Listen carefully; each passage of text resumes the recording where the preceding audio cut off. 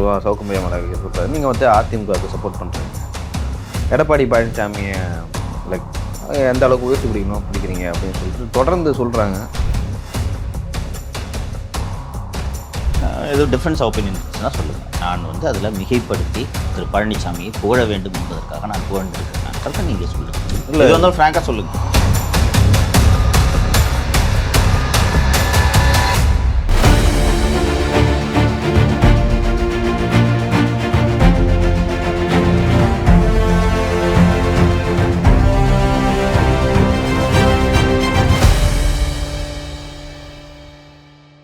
ஏதோ difference opinion இருந்துச்சுன்னா சொல்லுங்கள். நான் வந்து அதில் மிகைப்படுத்தி திரு பழனிசாமியை புகழ வேண்டும் என்பதற்காக நான் புகழ்ந்திருக்கிறேன். நீங்கள் சொல்லுங்கள். இல்லை இது வந்தாலும் ஃப்ராங்காக சொல்லுங்கள், டிஸ்கஸ் பண்ணலாம். மிகைப்படுத்தி புகழ்ந்தேன் நான் நேற்று நான் பேசுனதில் மிகைப்படுத்தி புகழ்ந்தேன் நான் அப்படின்றத சொல்லுங்கள். சார், இப்போது பொதுவாகவே வந்து நம்ம மேலே வைக்கிற குற்றச்சாட்டு, பொதுவாக சவுக்குமையா மேலே வைக்கிற குற்றச்சாட்டு, நீங்கள் வந்து அதிமுகவுக்கு சப்போர்ட் பண்ணுறீங்க. எடப்பாடி பழனிசாமியை லைக் எந்த அளவுக்கு உயர்த்தி பிடிக்கிறீங்க அப்படின்னு சொல்லிட்டு தொடர்ந்து சொல்கிறாங்க. அவங்கள்ட்டலாம் நான் வந்து பெரும்பாலும் என்கிட்டையும் பேசவங்கள்ட்ட நான் சொல்கிறது என்னென்னா, அப்படிலாம் இல்லைங்க. இப்போதைக்கு அவங்க வந்து எதிர்கட்சி என்ன பண்ணுறோம், அவங்களுக்கு நம்ம வந்து லைக் டிஃபெண்ட் பண்ணணும். அப்போ தான் வந்து அது வந்து ஆளுங்கட்சிக்கு ப்ரெஷராக அமையும். ஸோ அவங்களுக்கு வந்து துணையாக இருக்கணும். அப்போ தான் வந்து ஆளுங்கட்சி என்ன தவறு செஞ்சாலும் அதை கொஞ்சம் திருத்திக்குவாங்க, மாடிஃபை பண்ணிப்பாங்க அப்படின்னு சொல்லிட்டு பேசினா, அதுக்கு முன்னாடியே நான் லைக் வேலை செய்த இடத்துலையும் அதை பண்ணியிருக்கேன். அதிமுக ஆளுங்கட்சியாக இருக்கும்போது எதிர்கட்சியாக இருக்கிற திமுகவுக்கு வந்து எந்த அளவுக்கு வந்து சப்போர்ட் பண்ணுமோ பண்ணோம். ஸோ அதுதான் வந்து ஒரு ஜனநாயக கடமையை நான் பார்க்குறேன். இப்போ வந்து அதிமுக எதிர்கட்சியாக இருக்காங்க. ஸோ அவங்களுக்கு உதவுறாங்க. எடப்பாடி பழனிசாமியை பற்றி பேசுனதில் வந்து எனக்கு பெருசாக வந்து விமர்சனங்கள் அவர் மேலே இல்லை. எனக்கு தொடக்கத்தில் இருந்தது. 2017 வந்து அவர் முதலமைச்சராக பதவியேற்கிறார். அந்த காலகட்டத்தில் இருந்து எந்த மாதிரி இருந்ததுன்னா, நான் இப்போ சசிகலா அவர்கள் அவங்க தான் வந்து இந்த பதவியே கொடுத்தாங்க அவருக்கு. ஏன்னா அப்போ அவங்க மேலே வந்து ஒரு சாஃப்ட் கார்னர் இருந்தது. சசிகலா சிறைக்கு சென்றாங்க அவங்க. அது ஒரு விஷயம் இருந்துச்சு. ரெண்டாவது வந்து அந்த கட்சியில் வந்து ஒரு அமைதித்தம். எதுக்கு வந்து ஓபிஎஸ் அவர்களுக்கு வந்து எடப்பாடி பழனிசாமி விட்டே கொடுக்க மாட்டார். ஒரு பாவமாச்சே. பாவம் இல்லை, அவர் 2 டைம் ஏற்கனவே வந்து 3 முறை முதல்வராக அம்மாவால் அடையாளம் காட்டப்பட்டார். ஸோ அந்த மாதிரி விஷயங்கள் இருந்துச்சு. இவ்வளோ அட்டமெண்ட்டாக இருக்கிறாரு அப்படின்னு சொல்லிட்டு நான் யோசித்தேன். இன்றைக்கி யோசிச்சு பார்க்கும்போது அப்படி அவர் பண்ணலாம் இன்றைக்கி அதிமுகன்ற கட்சி இருந்திருக்காது. எக்ஸாக்ட்லி கரெக்டாக பிடிச்சிங்க. அன்னைக்கு உங்களோட நிலைப்பாடை நான் புரிஞ்சுக்கிறேன். ஆமாம், அதுதான் உங்களோட நிலைப்பாடமாக அப்போ எடுத்துருக்கோம். ஏன்னா நீங்களே பேசுகிறீங்க. ஆமாம், நீங்களே பேசுகிறீங்க. அப்போது அந்த விஷன் இருக்குல்ல, அந்த விஷன் அதுதான் ஒருத்தர் லீடர் ஆகும். அந்த விஷன் இருக்குல்ல, அதுதான் ஒருத்தர் லீடர் ஆகும். அந்த நேரத்தில் நாம் பார்த்தா திமிர் பிடிச்சவர் அவரையும் சேர்த்துக்கிட்டான்னா இப்படி தான் நமக்கு தோன்றியிருக்கும். ஆனால் இது எங்கே போகுன்றதை கணித்து அவர் ஒரு நிலைப்பாடு எடுக்கிறார் அல்லவா, அந்த நிலைப்பாடு பிடிவாதமான நிலைப்பாடாக அன்று நமக்கு தோன்றியிருக்கும். இன்றைக்கி இத்தனை வருஷம் கழித்து, ஒரு 4-5 வருஷம் கழித்து நம்ம பேசும்போது எவ்வளவு சரியான நிலைப்பாடு என்று நாம் பேசுகிறோம்ல. அந்த மொமெண்ட்டில் அவர் ஓபிஎஸ் அந்த பக்கம் தர்மயுத்தம் நடத்திட்டு இருக்காரு, இவர் இந்த பக்கம் சிஎம் உட்காந்துருக்காரு. தமிழகமே ஓபிஎஸ் பின்னால் நின்றது. ஏன்னா எப்பொழுதுமே ஓபிஎஸ் அவர்கள் வந்து அறிந்து பேசக்கூடியவர்கள், ரொம்ப அமைதியானவர். நீங்கள் வந்து ப்ரெஸ் மீட்லேயும் பேசும்போது வார்த்தையை வந்து விட மாட்டார், பொறுமையாக தான் பேசுவார். அப்படிப்பட்ட ஓபிஎஸ் அவர்களுக்கே கோவம் வந்துருச்சு. அமிதாப் மாமா கோவம் வந்துருச்சு அப்படின்னு சொல்லிட்டு அந்த மாதிரி அவர் கோவம் வந்துருச்சு. பாருங்கள், அவர் வந்து கிளம்புவதை தயாராகிட்டார் அப்படின்னு சொல்லிட்டு எல்லாருக்குமே வந்து இங்கே இருக்க மீடியாவாகட்டும், அரசியல் பெரிய பெரிய ஆளுமைகளாகட்டும் எல்லாமே வந்து அவர் பின்னாடி போயிட்டாங்க. கொஞ்சம் எம்பி போயிட்டாங்க, எம்எல்ஏ போயிட்டாங்க. நிற்கும்போது இருந்துச்சு, அது ஒரு கடத்தில் ஸ்டாப் ஆகிடுச்சு. அது ஸ்டாப் பண்ணது யாருன்னு பார்த்தீங்கன்னா எடப்பாடி பழனிசாமி. இதே போல தான் நம்ம கடந்த காலத்தை பின்னோக்கி பார்த்தால் அண்ணாதுரை திடீர்னு இறந்து போய்விடுகிறார். கருணாநிதி சீனியாரிட்டியில் ஒரு 5-6 இடங்களுக்கு பின்னால் இருக்கிறார். இப்போ ஒரு நேரு பொசிஷனில் இருப்பார்னு வச்சுங்களேன். இப்போ துரைமுருகன் இந்த ஹைரார்க்கியில் தானே வரும். கருணாநிதி பின்னாடி இருக்கிறார். நம்பர் 2 என்றால் நெடுஞ்செழியன். இவருக்கு முன்னாடி NV நடராஜன், மதியழகன் எல்லாமே இருக்கு.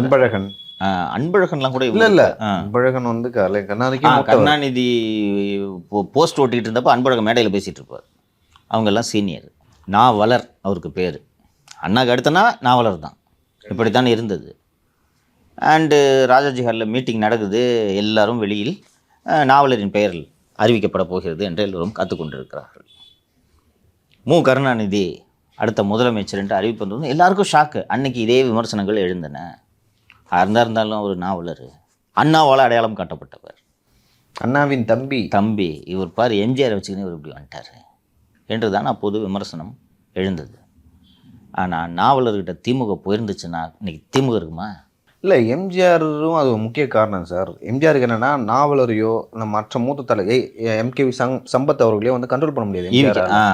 பட் கருணாநிதி அவரோட ஃப்ரெண்டு நம்ம ஃப்ரெண்டு வந்தால் அந்த கட்சி நம்ம கண்ட்ரோலில் இருக்குன்னு சொல்லிட்டு தான் வந்து கருணாநிதி இயக்குனர் பண்ணார். ஏன்னா நாவலருக்கு எம்ஜிஆர் சொன்னது கேட்கணுன்ட்டு என்ன தேவை இருக்குது? ஆமாம். ஸோ நீங்கள் யோசிச்சு பார்த்தீங்கன்னா, இன் ஹைண்ட்சைட் யோசிச்சு பார்த்தீங்கன்னா, நாவலர்கிட்ட அன்றைக்கி கட்சி போயிருந்துச்சுன்னா திமுக செல்லாக போயிருக்கும். இந்த சுதந்திரா கட்சிலாம் ஒரு கட்சி இருந்துச்சு தெரியுமா, ராஜாஜி கட்சி. அது போல் அடையாளம் தெரியாமல் போயிருக்கும்.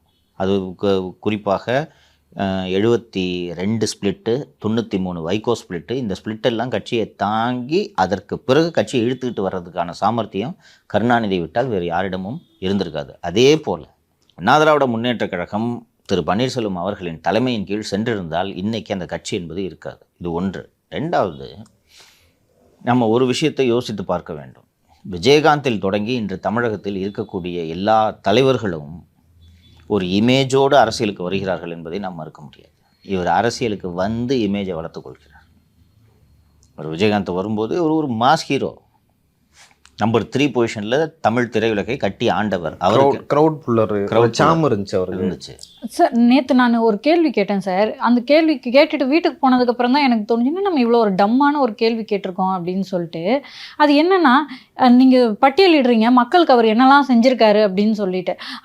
ஏன் சார் அவருக்கு மக்களுக்கு இதெல்லாம் செய்யணும்னு தோணுச்சு அப்படின்ற கேள்வியை நான் கேட்குறேன். ஏன்னா இப்போ வந்து திரு ஸ்டாலின் அவர்கள் நடத்திட்டு வர ஆட்சியை நான் பார்க்குறேன்ல, பெரிய அளவில் அவர் மக்களுக்கு ஏதாவது பண்ணா மாதிரி தெரில. ஆனால் பெரிய அளவில் அவருக்கு அது இமேஜும் டேமேஜ் ஆகலை. அப்படி இருக்கும்போது இவர் மட்டும் ஏன் சார் இப்படி மக்களுக்கு இந்த மாதிரி இவ்வளோ விஷயங்களை பண்ணணும்னு அவருக்கு ஏன் சார் தோணுச்சு? ஏன்னா அவர் வந்து எம்ஜிஆர் செல்வி ஜெயலலிதாவோட வழித்தொன்றல் அதுதானா அப்படின்னு அதையெல்லாம் தாண்டி பழனிசாமி என்ற மனிதருடைய இயல்பு. உங்களுக்கு எல்லாரும் ஏமாளது லீடர் ஆகிறது இல்லை சொல்லுங்க. இல்லை, திரு ஸ்டாலின் அவர்களுடைய ஆட்சியை பார்த்து என் மைண்டு எப்படி ஆயிருக்கு பாருங்களேன். ஆட்சியில் இருக்கவங்க மக்களுக்கு நல்லது செய்யணுன்றதே ஏன் அவங்க அப்படி செய்யணுன்ற மைண்டு யோசிக்குது. அப்படி மாற்றிட்டாங்க, அப்படி மாறி போயிடுச்சு. அவர் இயல்பிலேயே அவருக்கு ஏதாவது செய்ய வேண்டும், நமக்கு கிடைச்ச அதிகாரத்தை பயன்படுத்தி என்னென்னலாம் செய்ய முடியும் என்று நினைக்கக்கூடிய ஒரு மனிதன் தான் தலைவனாக முடியும். சார், அது வந்து நான் எம்ஜிஆர்கிட்டையும் பார்த்துருக்கேன், சொல்லி ஜெயலலிதாவும் பார்த்துருக்கேன், ஒரு எடப்பாடி பழனிசாமியும் பார்த்துருக்கேன். இல்லை, அது அவர் வந்து எந்த அளவுக்கு இயல்பான்னு வரனா, நீங்கள் வந்து சமூக வலைதளங்களில் ஒரு வீடியோ பார்த்துருக்கலாம். அவர் வந்து ஒரு மூதாட்டி கூட வந்து ஒரு கான்வர்சேஷன் நடக்கும். அந்த மூதாட்டி எதை கேட்பாங்க அவங்கள்ட்ட, என்ன எனக்குலாம் கொடுக்க மாட்டேங்க, அதெல்லாம் வரும் போ அப்படின்னு சொல்லிட்டு அந்த கான்வர்சேஷன் ரொம்ப இயல்பாக இருக்கும். ஓகேவா? அப்போ யோசித்தேன், ஒரு சிஎம் அவர் நினச்சா பேசுகிறக்கே தேவையில்ல அவங்கள்ட்ட. அவங்களுக்கு சரிக்கு சம்மான் இருந்து அவங்களுக்கு பதில் சொல்லி அது பார்க்கும்போது எனக்கு அப்போ புரியல, இப்போ தான் புரியுது. ஒன்றுமே போதுமான திறமை இல்லாமல் செயற்கையாக உருவாக்கப்பட்ட தலைவர் தான் திரு மு.க. ஸ்டாலின். அதுதான் சார், விளம்பரங்கள் மேலே அவர் இமேஜ் கட்டமைக்கப்பட்டிருக்கு. கருணாநிதி சுயம்பு, அச்சு கூட இருந்தவங்களாம் அச்சு துவம்சம் பண்ணிட்டு வர்றாரு பார்த்தீங்கல்ல. பேச்சுவன்மை எவ்வளவு, இவரை விட சிறப்பான பேச்சுவன்மை நெடுஞ்செழியனுக்கு இருந்தாலும் சம்பத்துக்கு இருந்தாலும், சொல்லின் செல்வர்னு வாங்க சம்பத், அவர்களெல்லாம் இருந்தாலும் இவர்தான் தலைவராகிறார். கருணாநிதியை விட மிகச்சிறந்த பேச்சாளர்களை நான் பார்த்துருக்கோம். தமிழர் விமணியன் அவ்வளோ சிறப்பாக பேசுவார். காலஞ்சென்ற வலம்புரி ஜானை பார்த்தீங்கன்னா வார்த்தை சித்தர் என்ற பட்டத்தை அவருக்கு கொடுத்தவர் கருணாநிதி. அவ்வளோ சிறப்பாக பேசக்கூடியவர்கள், நல்ல பேச்சாளர்கள் நல்ல தலைவர்களாக ஆக முடியாது. இவர் மட்டும் ஏன் இப்படி டெவலப் ஆகி வர்றாரு? அது அவரோட அந்த தலைமைக்கான ஸ்கில்லு. ஆல்ஃபா மேல்னு சொல்லுவாங்க, கேள்விப்பட்டிருக்கீங்களா? தட்ஸ் இட், அந்த ஸ்கில்லு.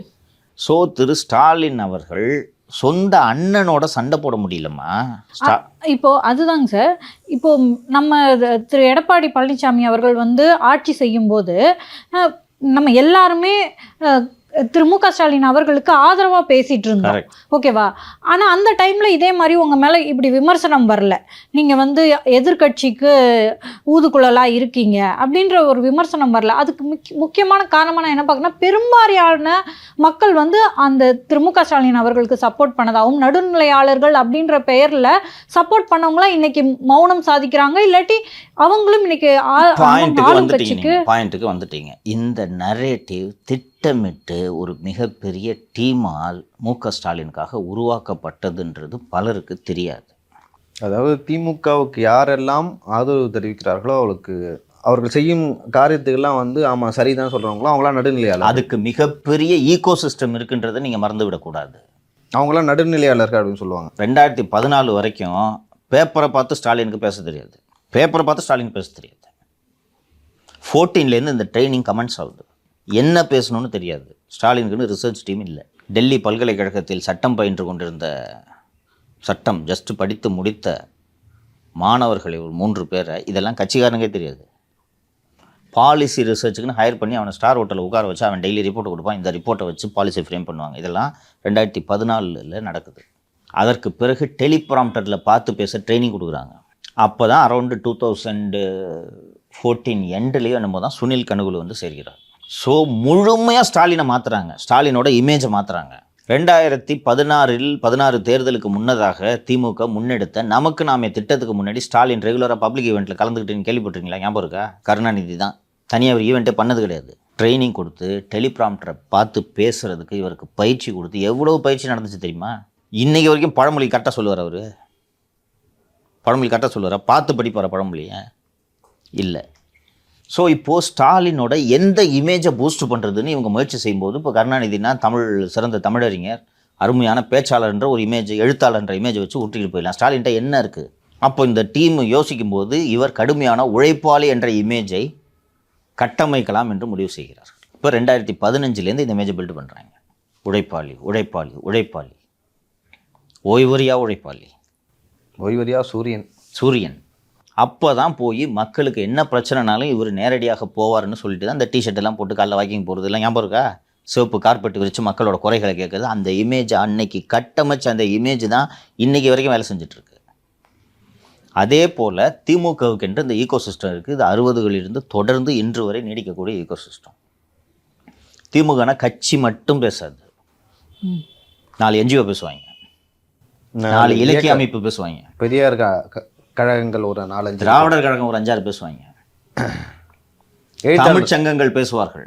அதாவது என்னன்னா, திராவிட முன்னேற்ற கழகம் என்றால் அது சிந்தனையாளர்களின் கட்சி, மனிதகுல மேம்பாட்டுக்காக பாடுபடக்கூடிய கட்சி. இன்னும் நட்ஷெல் நீங்கள் நல்லா எல்லாத்தையும் விலக்கிட்டு நீங்கள் பார்த்தீங்கன்னா அது ஒரு குடும்பத்துக்கான கட்சியா இல்லையா? ஆமாம்.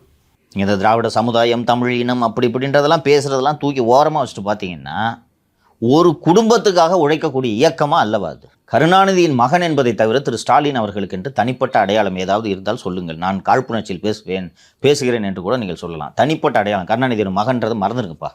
மு.க. ஸ்டாலின்ற ஒரு தனி மனிதர், அவரோட திறமைன்னு உங்களுக்கு நினைவுக்கு வர்றது சொல்லுங்கள்.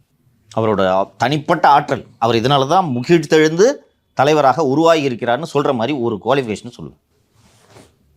தனித்தன்மையாக தோணலை சார். ஆனால் ஒரு கட்சியாக சமூக நீதி கட்சி, பெண்களுக்கான விடுதலை கொடுக்கிற கட்சியின் அடையாளம். நான் ஸ்டாலின் என்ற தனிநபருக்கென்றே உரித்தான தகுதிகளாக உங்கள் நினைவுக்கு வருவதை யோசிச்சு கூட சொல்லுங்கள். நான் வெயிட் பண்ணுறேன். 4 வருஷத்தில் நான் வீடியோ போடுறதா அடிக்கடி.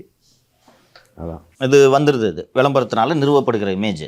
உங்களோட மனசுக்கு டேலண்ட், அவரோட டேலண்ட்னு என்ன வருது? இல்லை, இப்போ ஜென்ரல் நான் சொல்கிறேன். இப்போ வைகோனா நல்ல பேச்சாளர், சீமா நல்லா சொல்ல வரேன், புரியுதுங்களா? சீமா நல்ல பேச்சாளர், செல்வி ஜெயலலிதா ஒரு இரும்பு பெண்மணின்னு சொல்லுவாங்க.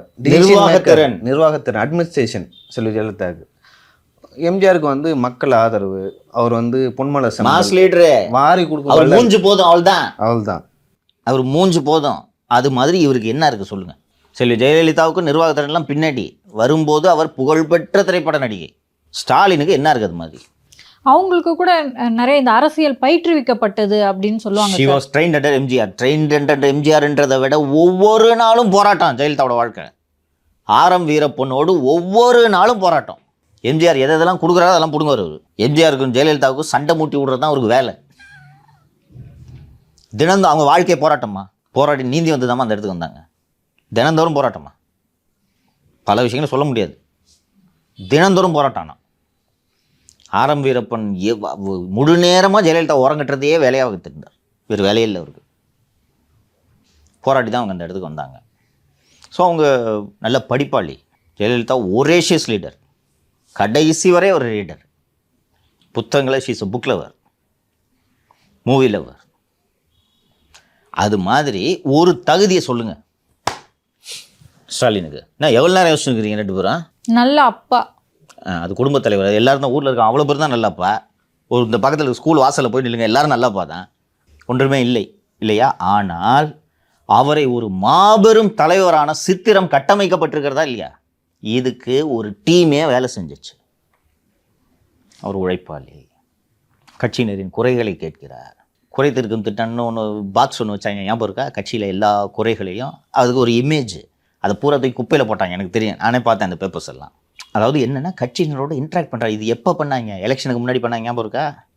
ஆமாம் அண்ணா, ஒவ்வொரு ஊராக போய் கிராம சபை கூட்டம் நடத்தி அங்கே கட்சிக்காரங்கிட்ட தனியாக, அதாவது எதற்குன்னா என்கிட்ட விளக்கெல்லாம் சொன்னாங்க. மாவட்ட செயலாளர் மேலே குறை இருந்துச்சுன்னா அவர் எப்படி எங்கள் மாவட்ட செயலாளர் பக்கத்தில் வச்சுக்கிட்டு அந்த குறைய சொல்லுவார். அதனால தான் பாக்ஸில் போட்டுருணும்.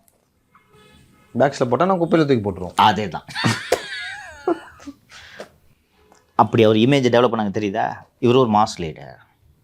அப்போது கட்சியை வழி நடத்துறது இவர் தான் சரியான ஆள். அழகிரி தக்கு. ஸோ அவர் வேஸ்ட். அவர் தடாலடி.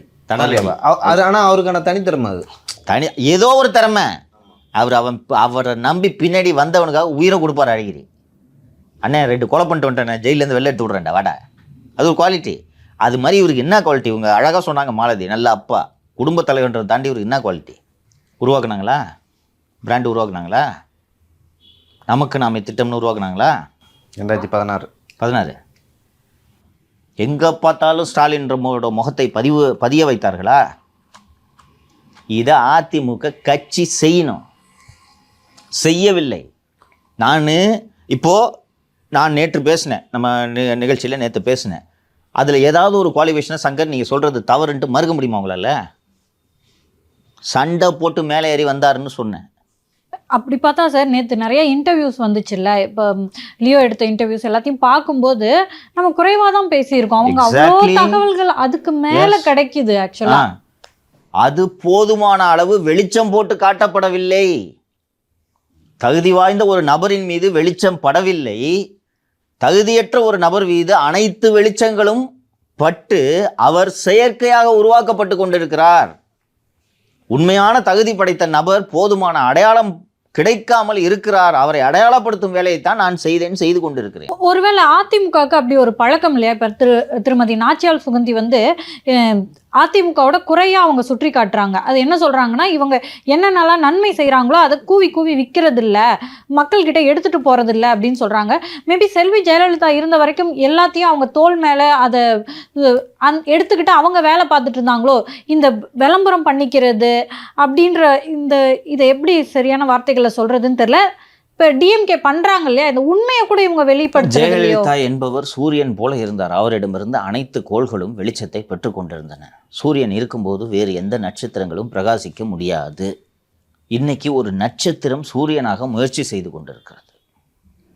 ஜெயலலிதா இருக்கும்போது இதுக்கான அவசியம் இல்லைன்ற நான். ஜெயலலிதா அவர்கள் வந்து தனியாக வந்து அரசுக்கு வந்தாலும் பரவாயில்ல, அவங்க எம்ஜிஆர் இருக்கும்போதே வந்துட்டாங்க. அந்த செங்கோலை கொடுத்தது கையில், அதெல்லாம் ஒரு இண்டிகேஷனும். கொள்கை பரப்பு செயலாளர் மாநிலங்களவைக்கு அனுப்பியது, ஆனால் கட்சிக்கான பிரச்சாரத்திற்கு தமிழகம் முழுக்க சுற்றுப்பயணம் அனுப்பியது. அதான் சார், 35 வருஷம் அவங்க ஆட்சி பண்ணணும்னா அவர் செங்கோலை கொடுத்துட்டு போனா மட்டும் நடக்காது இல்லையா? அவர்களுக்கென்று திறமை வேண்டும் இருக்கணும். அப்ப அவங்க அந்த விளம்பரங்கள் எல்லாம் இந்த அதிமுக ஈகோ சிஸ்டம் ஏன் அதை செஞ்சுக்கல? அவங்க எந்த இடத்துல பின்தங்குறாங்கன்னு நான் கேட்குறேன். அவர்கள் இருக்கும்போது ஓரளவுக்கு அதற்கான விளம்பரங்கள் இருந்தது. நான் சொன்னது போல ஜெயலலிதா இருக்கும்போது இதற்கான தேவை இல்லை என்பதை நீங்கள் புரிந்து கொள்ள வேண்டும். நான் சார் இப்போ திரு எடப்பாடி பழனிசாமி அவர்களையும் நீங்க வந்து திரும்ப இமேஜை கட்டமைங்கன்னு நான் சொல்ல வரல சார், இருக்கிறத சொல்லுங்கன்னு சொல்றேன். இப்போ சார் நேற்று நான் சொல்றேன், கௌதமி அவர்கள்கிட்ட நம்ம இன்டர்வியூ கேட்குறோம். நம்மளுக்கு கிட்டத்தட்ட 5:30 மணிக்கு தான் கொடுத்தாங்க. அதுக்கு காரணம் என்னன்னா 3 இடத்துல போய் நாங்கள் பிளட் டொனேஷன் பண்றதை பார்க்குறோம், அந்த வேலைகளை தொடர்ந்து பார்க்குறோம். நம்மளுக்கு ஆக்சுவலி இன்டர்வியூ கொடுக்கறதுக்கே கெஸ்ட்டுங்க கிடைக்கல. என்ன காரணம்னா அவங்க எல்லாருமே இந்த மாதிரி பிளட் டொனேஷன் அங்கே இங்கேன்னு பண்ணிட்டு இருந்தாங்க. பட் இதை நான் நியூஸ்ல பார்க்கவே இல்லை. எங்க எந்த நியூஸ்ல? ஆனா நியூஸ்ல திருவண்ணாமலை மாவட்டத்தின் மாவட்ட செயலாளர் பிளட் டொனேஷன் கொடுத்தது போல ஒரு புகைப்படம் எடுத்தது தான் நியூஸ் ஆச்சு. நெகட்டிவ் தான் நியூஸ் ஆகுதே தவிர, ஆனா எனக்கு எப்படி தெரிய வருதுன்னா, நம்ம தொடர்ந்து இந்த களத்துல இயங்கிக்கிட்டு இருக்கிறது. தொடர்பு கொள்ற அதிமுக தலைவர்களை யார் தொடர்பு கொண்டாலும் நான் பிளட் கேம்ப்ல இருக்கேன் முடிச்சுட்டு வரேன்னு சொல்றாங்க. இதனால நமக்கு தெரியுது, பொதுமக்களுக்கு எப்படி தெரியும்? ஸோ எங்க இந்த இடத்துல ஏன் சார் அவங்க பின்தங்குறாங்கன்னு நான் கேட்கிறேன். அவர் அந்த கட்சியினரை தான் நாம் கேட்க வேண்டும். ஒரு நிகழ்ச்சி ஈவெண்ட் பண்ணுறீங்க, இதை பொதுமக்களுக்கு சென்று சேர்க்க வேண்டியதை நீங்கள் தானே சொல்லணும். நான் இப்போ சொன்னேன்ல, அவங்களுக்குன்னு ஒரு ஈகோ சிஸ்டம் இருக்குன்னு சொன்னேன்ல. அவங்க தும்முனாங்கன்னா இது திராவிட தும்மல் என்று பேசுவதற்கு 100 ஊடகங்கள் வரிசை நிற்கிறார்களா இல்லையா? மாலதி அழகாக சொன்னாங்க, ஒரு பிளட் கேம்ப் பண்ணுறீங்க, நீங்கள் பிளட் கேம்ப் பண்ணீங்க. இன்னொன்று இன்றைக்கி நான் குறைந்தபட்சம் கேட்குறேம்மா, இத்தனை பேர் ரத்த தானம் செய்திருக்கிறார்கள் என்ற புள்ளி விவரம் எங்கே? இங்கே பண்ணீங்க, தமிழ்நாடு பூரா நடந்துச்சு, எனக்கே தெரியும். நான் வேறு ஒரு மாவட்டத்துக்கு போயிருந்தேன். நீங்கள் இங்கே நம்ம திருமதி கௌதமி அவர்களை நம்ம தொடர்பு கொண்டு பேசினோம். அவங்களும் சொன்னாங்க, எல்லாம் எனக்கு தெரிந்த அதிமுக நிர்வாகிகள் அத்தனை பேரும் நேற்று பிளட் கேம்ப் வேலையில் தான் இருந்தாங்க. இத்தனை பேர் ரத்த தானம் நேற்று செய்திருக்கிறார்கள்ன்றது ஒரு செய்தியா இல்லையா? செய்தி. திரு பழனிசாமி கட்சியின் பொதுச் செயலாளர் திரு பழனிசாமி அவர்களின் பிறந்தநாளை முன்னிட்டு அதிமுக ஏற்பாடு செய்திருந்த அந்த இரத்த தான முகாம்களில் மொத்தம் ஒரு 50,000 வச்சுங்க, ஒரு ரஃபாக ஒரு நம்பர் சொல்கிறேன், 50,000 பேர் ரத்த தானம் செய்தனர் என்பது செய்தியா இல்லையா? இத்தனை பேருக்கு லைக் பிரியாணி போட்டோம், அன்னதானம் பண்ணோம், அன்னதானம் செய்தோம், ஆனால் வேலையெல்லாம் நடந்து எல்லாமே செஞ்சுருக்காங்க, எல்லாம் நடந்திருக்கு. இதை உங்களுக்குன்னு ஈகோ சிஸ்டம் கிடையாது. நான் ஏற்கனவே சொன்னது போல் திமுகனா அதான் திராவிட தும்மல்னு பேசுகிறதுக்கு வரிசையில் 100 பேர் நிற்கிறான். ஒரு நம்ம நிகழ்ச்சியில் அருள்மொழி சொன்னது போல் இந்திய சுதந்திரத்தை எதிர்த்தவர் தந்தை பெரியார். அவரது வழித்தோன்றல் வீரமணி இராணுவத்துக்காக ஊர்வலம் நடத்தணும், முதல்ல வந்து நிற்கிறார். பார்த்தீங்களா அவங்க ஈகோ சிஸ்டம் எப்படி வேலை செய்யுதுன்னு பாருங்கள். ஏன் பண்ணல? நான் இப்போ நேற்று பூரா பட்டியலிட்டேனே திரு பழனிசாமி அவர்களோட திறமை, சுயம்புவாக உயர்ந்து நிற்கிறார்னு. இந்த சுயம்புவாக உயர்ந்து நிற்கிறார். 4 ஆண்டு கால பழனிசாமியின் ஆட்சியில் நாங்கள் இதையெல்லாம் செய்திருக்கிறோம், சாதனை நாயகர் என்று இதை மக்களிடம் சொல்வதற்கு அவரோட இமேஜை நீங்கள் சொன்னது மாதிரி நீங்கள் சொன்னதோட உள்ளர்த்தத்தை நான் புரிஞ்சுக்கிட்டேன். சார் பொய்யா இமேஜ் கட்ட வேணாம் சார், செஞ்சதை சொன்னாலே இமேஜ் வளருன்றது தான் உங்களோட மீனிங், கரெக்டாக? ஏன் செய்யல? நானும் அவர் பொய்யா இமேஜை கட்டுங்கன்னு சொல்லலை. ஸ்டாலினுக்கு இதெல்லாம் ஏன் பண்ணாங்கன்னு சொன்னேன்னா, சரக்கே இல்லாமல் அவங்க செய்ய வேண்டிய கட்டாயத்தில் இருக்காங்க. இவருக்கு சரக்கு இருக்கு, ஊதுன்னு ஊதி இதை பெருசாகி இருக்குமா வேணாம்மா? நேற்று இதான் ட்ரெண்டிங்கில் இருந்திருக்கணும். அதை சொல்லு. ஸ்டாலினோட பிறந்தநாள் அன்று அது ட்ரெண்ட் ஆகுதா இல்லையா? குறைந்தபட்சம் நான் சொல்கிறது. இன்னொரு பிறந்த நாள் வர வரைக்கும் போன பிறந்த நாளை கொண்டாடிட்டு இருக்காங்க. அப்படிதான் ஒரு கட்சி பண்ணோம், அப்படிதான் ஒரு கட்சி பண்ணோம். எதுக்கு வருஷம் திமுக 30 விழா எதுக்கு நடத்துறாங்க? மாசு பாண்டேவெல்லாம் வச்சு பிறந்த நாள் விழா கொண்டாடுறேன். ஞாபகம் இருக்கா? 3 மாசம் கொண்டாடுறீங்களா? மார்ச் மேல இருக்கும். என்ன தலைப்பு வச்சிருந்தாங்க? எதிர்கட்சியினரும் புகழும் பண்ணாங்களா? இங்கே பண்ண ரத்த தானம் தெரிஞ்சிச்சா? எத்தனை பேர் ரத்த தானம் கொடுத்தாங்கன்ற புள்ளி வரும் எங்கே? அப்போது நீங்கள் உங்கள் பொதுச் செயலாளரின் புகழை வெளியே சொல்வதற்காக இருக்கிறீர்களா? உங்களது பொதுச் செயலாளரின் புகழ் வெளியே தெரிந்துவிடக்கூடாது என்பதற்காக பணியாற்றுகிறீர்களா? நீங்களும் நான் வந்து கன்வின்ஸ்டு எடப்பாடி பழனிசாமி தமிழ்நாட்டில் சிஎம்மாக இருக்க தகுதியான நபர் என்பதில் நான் கன்வின்ஸ்டு. பொதுமக்களை கன்வின்ஸ் பண்ண வேணாமா? இல்லை, நான் சில விஷயங்களில் கன்வின்ஸ்ட் இல்லை சார். ஏன்னா எடப்பாடி பழனிசாமி கட்சியில் வந்து எல்லா நிர்வாகிகளும் இப்போ நீங்கள் சொல்கிறீங்கல்ல, ஏன் ட்ரெண்டிங் இல்லைன்னு எடப்பாடி பழனிசாமி கேட்டிருக்கணும். ஃபேர் என்ன ஏன் வந்து நேற்று ட்ரெண்ட் ஆகலை, இங்கே அந்த டேட்டாவை ஏன் வெளியிடல, நேற்று என்னென்ன பண்ணீங்க, ஒவ்வொரு மார்ச்சில் ரிப்போர்ட் கேட்கணும்ல. ஸோ அந்த மாதிரி விஷயங்கள்லாம் ஒரு கோட்டை விடுறாருன்னு நினைக்கிறேன் சார். நம்ம சார் பெண் வந்து திரு சபரீசன் அவர்கள் பார்த்துக்கிறாரு, ஓகேவா? திரும்ப திரும்ப ஒரு குடும்ப சண்டை இருக்கிறது போலையும் அவங்களுக்குள்ள ஒரு நல்ல ஒரு ரிலேஷன்ஷிப் இல்லாத போலையும் நம்ம சொன்னாலும் பெண்ணு தானே சார் அவங்களோட இமேஜை கட்டமைக்கிற வேலையை பார்த்துக்குது. அப்போது ஒரு பிளட் ரத்த சொந்தம் இருக்க போய் தானே சார் அந்த வேலையை ரொம்ப அழகாக அதை முடிக்கிறாங்க. சபரீசன் இல்லைனாலும் இதுக்குன்னு ஆளை ஹையர் பண்ணி செஞ்சுக்கிட்டு தானே இருந்தாங்க. சபரீசனுக்கு முன்னாடி சுனில் என்ன ரத்த சொந்தமா? சுனில் கனகுலோ இதை விட பிரமாதமாக செஞ்சாரா இல்லையா? ஒன்றும் இல்லாமல் ஸ்க்ராட்ச்லேருந்து உருவாக்குனார் சுனில். பிளட் ரிலேட்டிவாக அவர். இதனால் இவன் முடிக்கும் என்றாய்ந்து அதனை அவன் கண் விடல். அதுக்குன்னு இருக்கிற ஒரு ஆள்கிட்ட கூட்டிங்கன்னா செஞ்சுட்டு போகிறாங்க. அப்போ அவருக்கு தெரியலையாங்க சார் தன்னுடைய அவரது கவனம் முழுக்க இதை பண்ணணும். லியோ சொன்னது மாதிரி இது அவர் கோட்டை விடுகிறார் என்பதை நான் முழுமையாக லியோவோடு உடன்படுகிறேன். அவர் இப்போ என்ன பண்ணிட்டு இருக்காருன்றதை நான் சொல்கிறேன். திடீர்னு ஃபோன் பண்ணி திருநெல்வேலி எடுத்து ஏன்ப்பா நேற்று பூத் கமிட்டி மீட்டிங் நினச்சா, அவர் கவனம் பூரா அந்த கிரவுண்ட் ஒர்க்கில் இருக்குது. அவருக்கான இமேஜை அவர் பில்டு பண்ணியே தீரணும், ஒரு வழி இல்லை. பழனிசாமியா விஜயா அப்படின்ட்டு என்கிட்ட ஆப்ஷன் கொடுத்தாங்கன்னா நான் என்ன விட்டுருங்க, ஒரு காமன் மேனு விஜய் தான் தேர்ந்தெடுப்பாங்க. உங்களுக்கு ஒரு 8 கோடி மக்களை நிர்வகிக்க நல்ல நடிகரை விட நல்ல நிர்வாகி முக்கியம்ன்றதை எப்படி கன்வின்ஸ் பண்ணுவீங்க? ஓட்டை போட்டுட்டு அப்புறம் ஐயோ அவசரப்பட்டுட்டோமேனு பின்னால் யோசிப்பதற்கெலாம் இன்றைக்கி வாய்ப்பு கிடையாது. ஒரு தேர்தல் தான் 5 வருஷத்துக்கு ஒரு வாட்டி. அவர் இந்த பூத் லெவல் ஒர்க்கில் முழுமையாக தன்னை ஈடுபடுத்தி கொண்டு ஒவ்வொருத்தையும் அவரே கேட்குறாரு. ஆனால் இதை அவர் செஞ்சே தீரணும். இன்னைக்கு அப்படி இருக்கக்கூடிய காலகட்டம். நீங்கள் இது மீண்டும் மீண்டும் சொல்லி ஜெயலலிதா பற்றி கேட்குறீங்க, அதற்கான தேவை அப்பொழுது இல்லை. சோஷியல் மீடியா வளரல. வளரல. கருணாநிதி, ஜெயலலிதா என்ற 2 ஆளுமைகளை சுற்றி தமிழக அரசியல் அன்று சுழன்று கொண்டிருந்தது. இன்னைக்கு இவர் லீடர்ன்றதை எடுத்து சொல்ல வேண்டிய, அவரே சொல்லிக்கொள்ள வேண்டிய நெருக்கடியில் திரு பழனிசாமி இருக்கிறார். இன்றைய காலகட்டம் அது. 2 பேர்ல யாருங்க வேணும்னு விஜய் வரை நிற்க வச்சா யார் தேர்ந்தெடுப்பாங்க? இளைஞர்கள். விஜய். அப்போ மாநிலத்தை நிர்வாகம் செய்வதற்கு சிறந்த மனிதர் வேண்டும் என்றதை எப்படி அந்த காமன் மேனை கன்வின்ஸ் பண்ணுவீங்க? உங்களது திட்டங்களின் மூலம். இது நல்ல விஷயம் தானே நீங்கள் சொன்னது. இந்த ரத்த தானா இது செஞ்சுருக்கோம்பான்றது நம்மளை தவிர யாருக்குப்பா தெரியும்? ஏடிஎம்கே ஐடி இவங்க ஹேண்டில்ஸில் ஒரு 2-3 ஃபோட்டோவை பார்த்தோம். ஆனால் எல்லோரும் பார்த்தது எது? திருவண்ணாமலை மாவட்டத்தில் ரத்த தானம் செய்வது போல் நடித்ததை எல்லாரும் பார்த்தானா? அந்த ஒரு இன்சிடென்ட் நீங்கள் செஞ்ச இந்த நல்ல காரியத்தை பூரா ஷேடோ பண்ணிடுச்சா? இன்று காலை அது நடக்கட்டும். இது சில தவறு, நம்ம செஞ்சது தப்பு, அது நடக்கட்டும். அது ஒன்றை விட்டுட்டு நாங்கள் இன்று காலையில் நேற்று முழுவதும் எடப்பாடியார் பிறந்த நாளுக்காக 60,000 பேர் ரத்த தானம் செய்தனர். ஒரு 2 டாக்டர் பிடிச்சி, 2 ஹாஸ்பிட்டலில் பிடிச்சி, இவங்க ரத்தம் கொடுத்ததுனால எங்களுக்கு ரொம்ப பயனுள்ளது, ரத்த வங்கி வைத்திருப்பவர்கள் பிடிச்சி சார் பண்ணணும்னு முடிவு பண்ணிட்டா இந்த கிளை விஷயங்களை நம்ம பேச வேண்டிய அவசியமே இல்லை சார். இல்லையாம்மா? இப்போ ஊர் செய்திகள்னு ஒன்று வரும், அதில் கூட எங்கேயுமே கவர் ஆன மாதிரி தெரியல சார். அப்போ என்ன சிக்கல், எங்கே சிக்கல்ன்றதை லியோ குறிப்பிட்டது போல அவர் தான் கண்டறிய வேண்டும். அது ஆக்சுவலாக தன்னை புகழ்ந்துக்கிறதுக்காக நான் இதை சொல்லலை பாஸு. அவர் இவ்வளோ தூரம் பூத்து கமிட்டிலாம் போடுறாரு இல்லை, இது இல்லைன்னா அது வேஸ்ட்டு. கரெக்டா? அது வேஸ்ட்டு. நீங்கள் வந்து இவர் ஏன் போடலை, ஏன் வரலன்னு கேட்கல. லைக் அப்படின்னு நீங்கள் அந்த பாயிண்ட் ஆஃப் வியூவில் பார்க்குறீங்க. நான் எப்படி பார்க்குறேன்னா, எடப்பாடி பழனிசாமியை பற்றி எந்த பிறந்தநாள் நியூஸும் வரவே கூடாது பாசிட்டிவாக அப்படின்னு சொல்லிட்டு யாரோ ஒருத்தவங்க வேலை செஞ்சுக்கிறாங்க. அது யார் வேலை செஞ்சா அப்படின்னு சொல்லிட்டு அவங்க பார்க்கணும். ஓகேங்களா? இன்னொரு நெகட்டிவாக பாசிட்டிவான நியூஸ் வரணும்ல. ஆமாம். அப்போ நெகட்டிவான நியூஸ் மட்டும் ஏன் வருது அப்படின்னு ஒரு கேள்வி வரும்ல.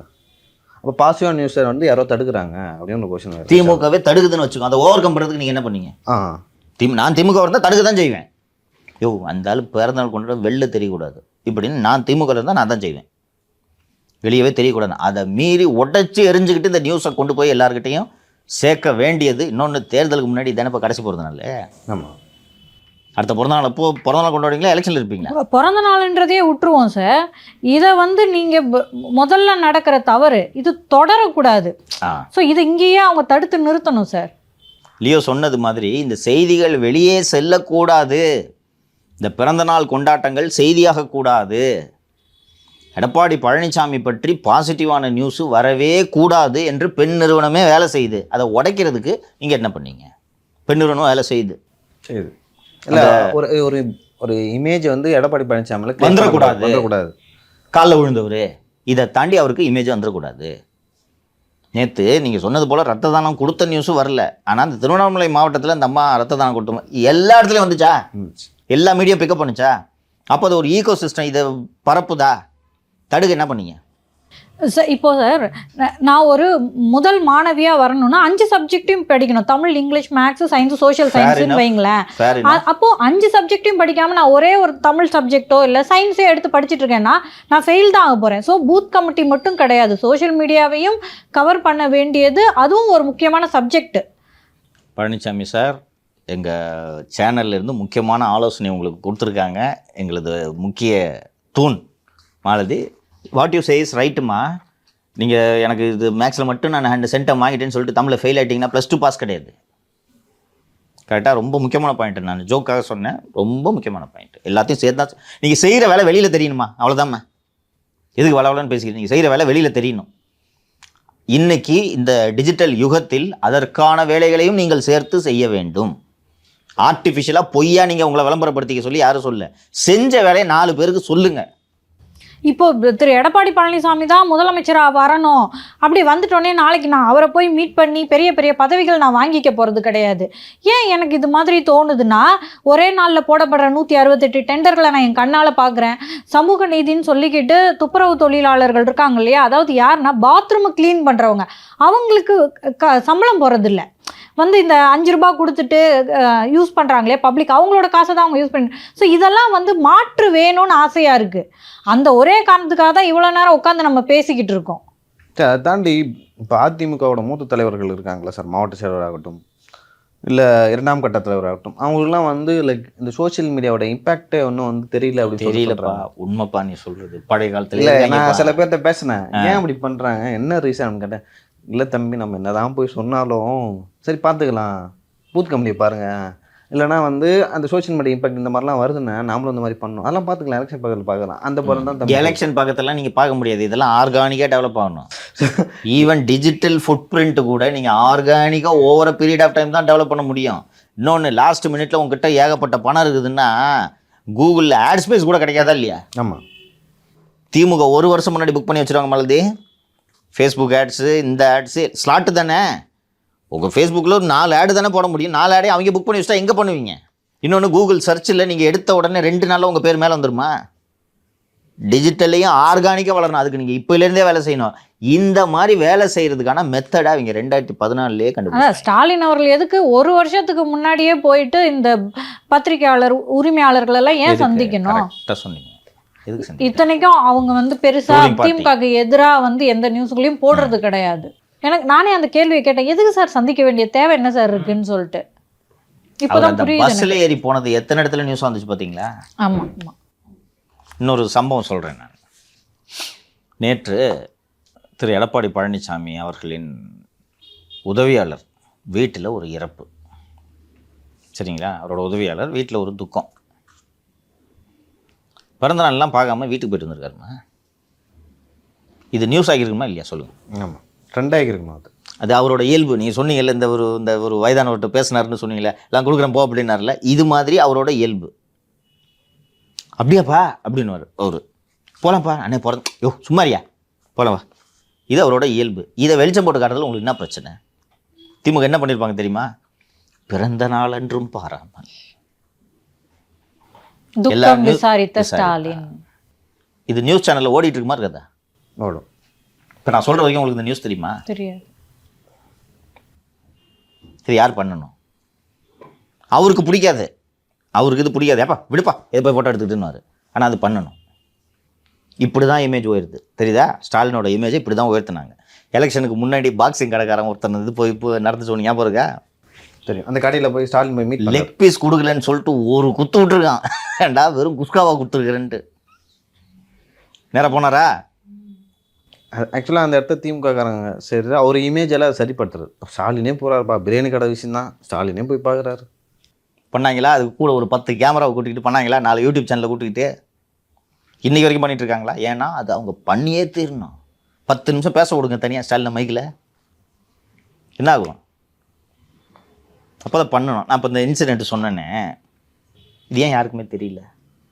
நடந்ததை சொல்லுங்கப்பா, பொய்ய சொல்ல வேணாம். அந்த மனிதர் இயல்பாக வந்து, எப்போ வாப்பா என் உதவியாளர் அவன் வீட்டில் ஒரு துக்கம், இது ஏன் வெளில தெரியல?